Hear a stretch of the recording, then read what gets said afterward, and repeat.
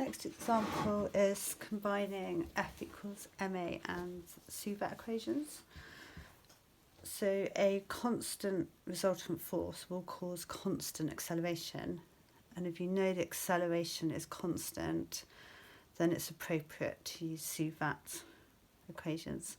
So example, we've got a body of mass 5 kilograms is pulled along a rough horizontal table by a horizontal force of magnitude 20 newtons against a constant friction force of magnitude 4 newtons, and the body is initially at rest.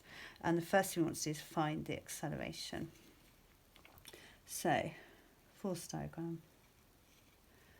Mass is 5 kilograms. It's been pulled along. So, sorry, I wanted that to be horizontal. Pulled along with a horizontal force of 20 newtons. The frictional force opposes motion, and that's got magnitude 4 newtons. And then other forces acting is we've got the weight acting down, which is 5g, and then the reaction force between the contact with the body and the table. So to find the acceleration of the body, we use F equals ma.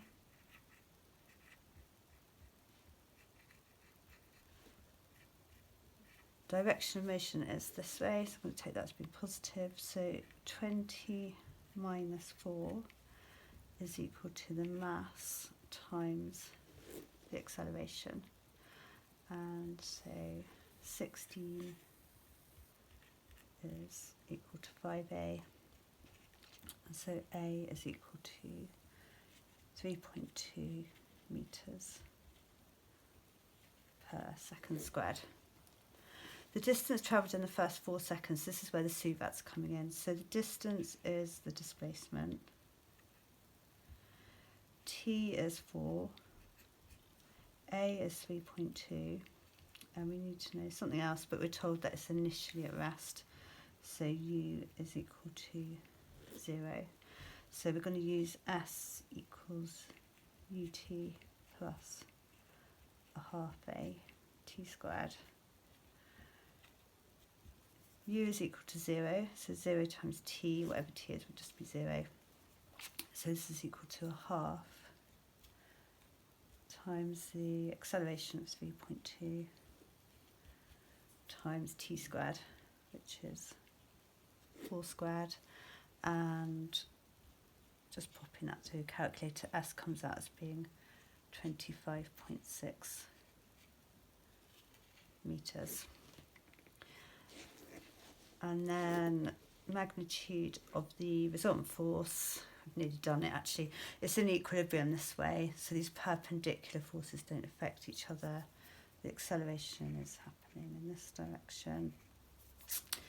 So R is equal to 5g.